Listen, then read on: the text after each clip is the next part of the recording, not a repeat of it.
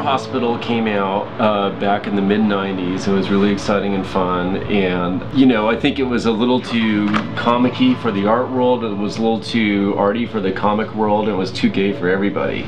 But it got a cult following like we predicted, and we were just happy to have our little niche, you know, because this came out research books, and I really like the punk rock idea of publishing on the margins and doing something that a lot of people might not get or see or understand, but the people who were supposed to understand understood. So that was important. But I tried my best way back in 96, 97 when I was just a young lad to do a good painting. And you know, I designed the whole thing, and it was really, really fun to do. But the only thing that they wanted to have new this time was the cover. And so I took it upon myself to do this one, which is hopefully a good update.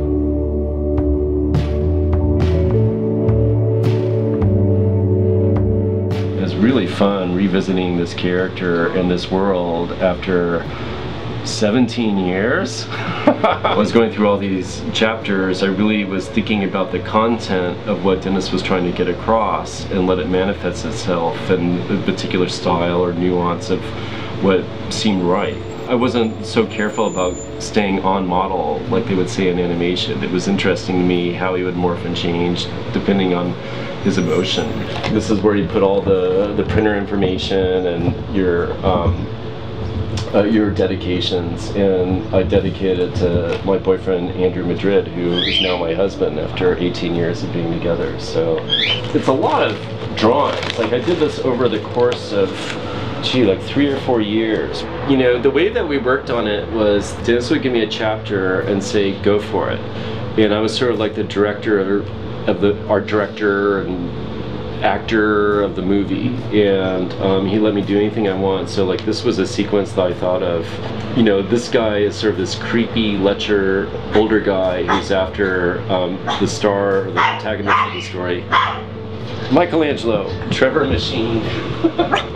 And then this is sort of, he's watching Trevor rock out, and the music's pretty bad, and so he starts going into a weird fantasy, and so this is his fantasy. This is the era where, you know, all the celebrities, and River Phoenix had just died, you know, Kurt Cobain had just died. This is when Courtney Love walks in on their recording session and falls in love with the Trevor Machine. I think you got her really well. Like her sort of manic energy really, really well. She hasn't changed too much. No.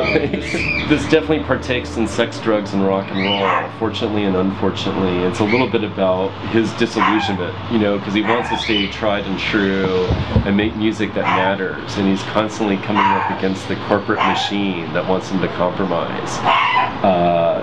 But his way out of that, and also finding himself and his sexuality, was maybe a little bit through drugs and drink. I like to think it was a little bit more through rock and roll and finding his true love and friendship with his boyfriend that he meets later.